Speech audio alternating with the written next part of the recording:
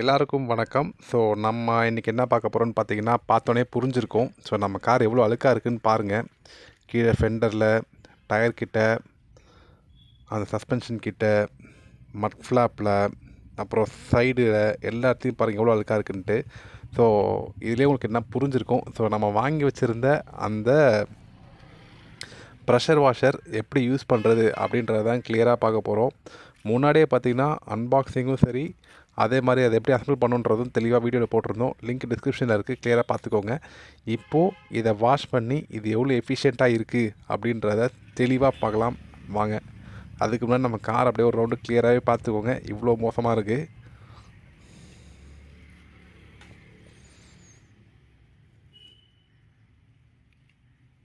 இப்போது பார்த்தீங்கன்னா நம்ம மிஷினை ப்ராப்பராக ஒரு எக்ஸ்டென்ஷன் பாக்ஸில் போட்டு கனெக்ட் பண்ணிட்டோம். அதோட இன்லெட் ஹோஸ் பார்த்திங்கன்னா, ஸோ அந்த இன்லெட் கனெக்டர்லேருந்து நேராக பக்கெட்டில் போட்டாச்சு. அதில் அந்த ஃபுட்வால்வோடு சேர்த்தே போட்டாச்சு. ஸோ இன்லெட் சைடு ப்ராப்ளம் இல்லை, பக்காவாக முடிச்சிட்டோம். இப்போ அப்படியே அவுட்லெட் பைப் பார்ப்போம். நம்ம முன்னாடியே சொன்ன மாதிரி இந்த அவுட்லெட் பைப்போட குவாலிட்டியும் சரி, லென்த்தும் சரி. லென்த்து பார்த்திங்கன்னா ஒரு காரை சுற்றி வரதுக்கு தேவையான அளவு நல்ல லென்த்தாக இருக்குது, உங்களுக்கு பார்த்தாவே தெரியும். ஓகேங்களா? ஸோ இப்போ நம்ம ஃபஸ்ட்டு என்ன பண்ணலான்னா, ஆன் பண்ணி பார்ப்போம் அந்த தண்ணி இதில் பிக் பண்ணுதான்ட்டு. ஃபஸ்ட் டைம் ஆன் பண்ணுறதுனால கன் இல்லாமல் ஆன் பண்ணி பார்க்க போகிறேன். பட் எப்போவுமே இது கன் இல்லாமல் ஆப்ரேட்டே பண்ணக்கூடாது. ஃபஸ்ட் டைம்ன்றதால் அந்த ஏர்லாக் அது இந்த பிரச்சனைகள்லாம் வரும். அதனால் மட்டும்தான் கன் இல்லாமல் போட்டிருக்கேன். ஆன் பண்ணி பார்த்தா தண்ணி வரலை.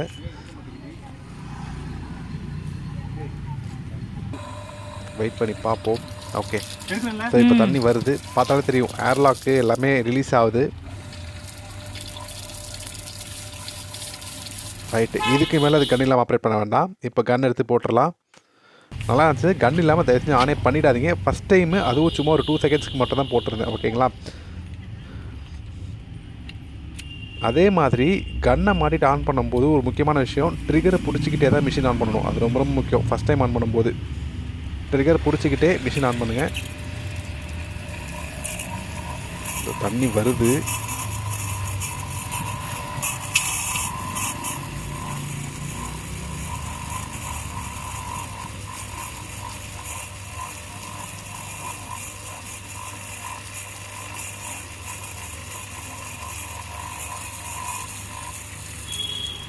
பார்த்தீங்கன்னாலே தெரியும். ஸோ தண்ணி வருது, ஆனால் தேவையான ப்ரெஷரோ ஃபோர்ஸோ இல்லை.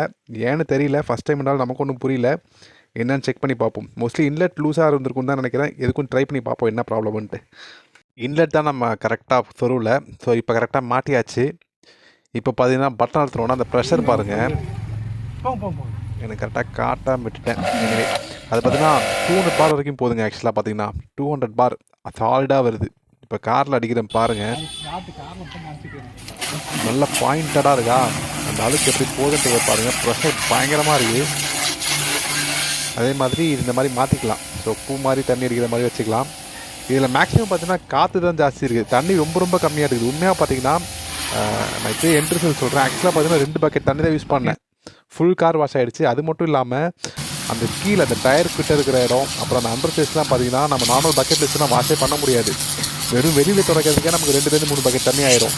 ஆனால் இது உள்ளேயும் க்ளீன் பண்ணி நம்ம கம்ப்ளீட்டாக செய்கிற எல்லாத்தையும் எடுத்துகிட்டு மொத்தத்துக்குமே பார்த்தீங்கன்னா 2 பக்கெட் தண்ணி தான் கரெக்டாக ஆச்சு.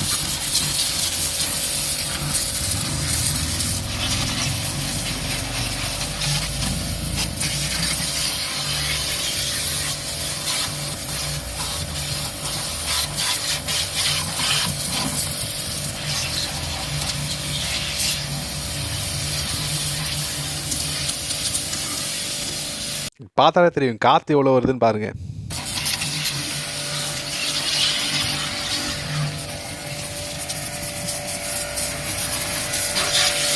அதே மாதிரி இவ்வளோ ஃபோர்ஸ் வச்சா பெயிண்ட் ஏதாவது ஆயிருமா, ஏதாவது ஆகும், பயப்படுறதுக்கு ஒன்றுமே இல்லை. ஏன்னா இது ஃபுல்லாக காற்று தான். அதனால் ஒன்றும் ஆகிறதுக்கு வாய்ப்பு இல்லை. ஆனால் கை மட்டும் வச்சிடாதீங்க, பயங்கர ஷார்ப்பாக இருக்கும்.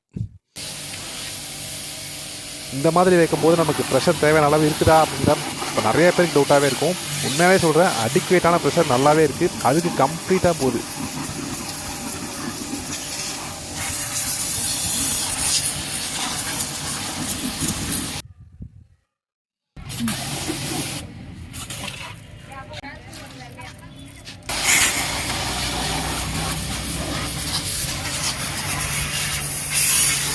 ஏன்னா எனக்குமே ஃபஸ்ட்லாம் வீடியோவில் பார்க்கும்போது என்ன சொல்ல டயர்லாம் அடிக்கும்போது பார்த்தீங்கன்னா இத்தனோண்டு அடிக்கிறாங்களே ஃபுல்லாக வெளில வருமானு தோணுச்சு. ஆனால் அடித்து பார்க்கும்போது தான் தெரியுது தேவைக்கு மேலேயே ஃபோர்ஸ் இருக்குது, பயங்கரமான ஃபோர்ஸு, நம்பி வாங்கலாங்க.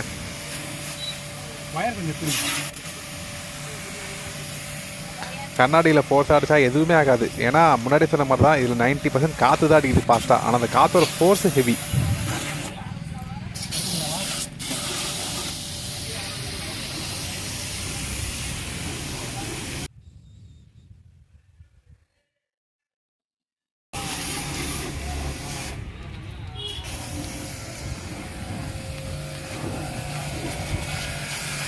அதே மாதிரி அந்த டியூப் லென்த்து பார்த்தீங்கன்னா அந்த சைடில் அடித்தோமா, இப்போ இந்த சைடில் அடிக்கிறோமா,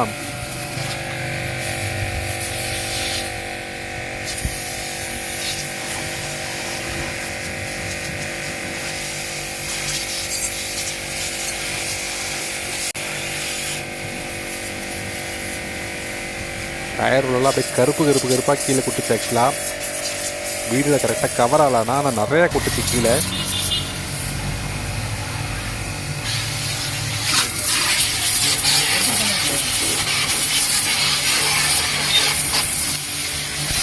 அப்படியே ஃப்ரண்ட்லி வாஷ் பண்ணிடலாம். ஸோ இதுலேயும் உங்களுக்கு புரிஞ்சிருக்கும் நம்ம டியூபோட லென்த்து தேவைக்கு மேலேயே இருக்குது. அதனால் அதில் பயப்படுறதுக்கு ஒன்றுமே இல்லை. வண்டி பார்த்தாலே தெரியும் எவ்வளோ பல ஆயிடுச்சுன்ட்டு. ஸோ அவ்வளோதாங்க, இதோட இந்த வீடியோ முடிச்சுக்கலாம்.